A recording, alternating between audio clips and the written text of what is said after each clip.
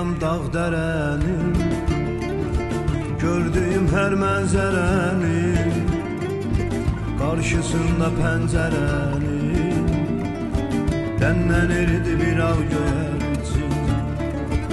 Ellerimi uzattıkça, hoş ünsiyet yarattıkça, su verdikçe den attıkça şellenirdi bir ağ göyərçin.